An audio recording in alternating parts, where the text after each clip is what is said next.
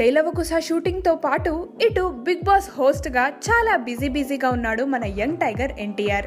Recent గా release అయిన జై టీజర్ లో ఎన్టీఆర్ చాలా మాస్ గా విలనీగా కనిపించి ఎన్టీఆర్ ఫ్యాన్స్ అందరినీ కూడా అద్భుతంగా ఆకట్టుకున్నాడు.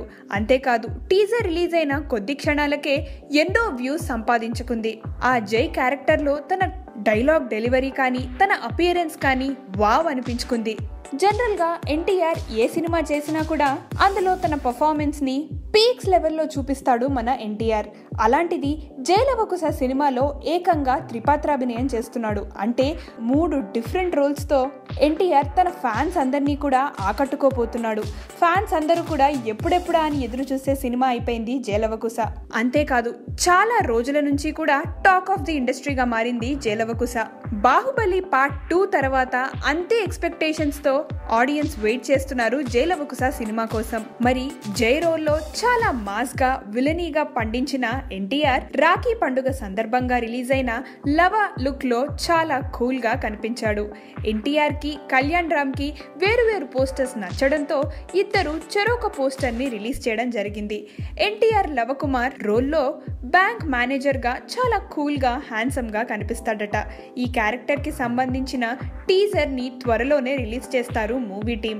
మరి 3వ క్యారెక్టర్ కుశ ఎలా ఉంటాడో చూడాలంటే ఇంకా కొన్ని రోజులు వెయిట్ చేయాలి. ఈ మూవీని దసరా కానుకగా 21 సెప్టెంబర్న రిలీజ్ చేయాలని కళ్యాణ్ రామ్ అనుకుంటున్నారు. ఈ మూవీలో ఎన్టీఆర్ సరసన నివేతా థామస్, రాశి ఖన్నాలు నటిస్తున్నారు. అంతేకాదు హీరోయిన్ నందిత కూడా ఒక చిన్న రోల్ ఉందని తెలుస్తోంది ఈ మూవీలో.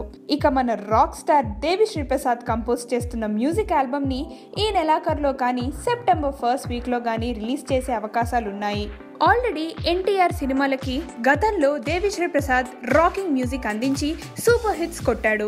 డిఎస్పి మ్యూజిక్ అందించిన సినిమాలన్నీ కూడా సూపర్ డూపర్ హిట్స్ గా నిలిచాయి ఎన్టీఆర్ కెరియర్ లో. మరి జైలవకుశ సినిమా చాలా ప్రెస్టీజియస్ సినిమా కాబట్టి ఇందులో మ్యూజిక్ ఎలా ఉండబోతోందా అని ఫ్యాన్స్ అందరూ 1000 కళ్లతో ఎదురు చూస్తున్నారు. అంతేకాదు ఈ మధ్య వరుస మూవీస్ తో చాలా బిజీగా ఉన్నాడు మన డిఎస్పి. జైలవకుశ సినిమా తర్వాత మరో 4 సినిమాలు ఇంకా డిఎస్పికి క్యూలోనే ఉన్నాయి. మరి ఈ movie different kind of movie కాబట్టి 3 రోల్స్ ఉన్నాయి కాబట్టి ఒక్కొక్క క్యారెక్టరైజేషన్ కి తగ్గట్టుగా మ్యూజిక్ ఎలా ఉండబోతోంది, ఎలాంటి జానర్ ఆఫ్ సాంగ్స్ ఉండబోతున్నాయి, ఇవన్నీ తెలియాలంటే మనం ఆడియో రిలీజ్ వరకు ఖచ్చితంగా వెయిట్ చేయాల్సిందే. So let us all wait till September 1st week.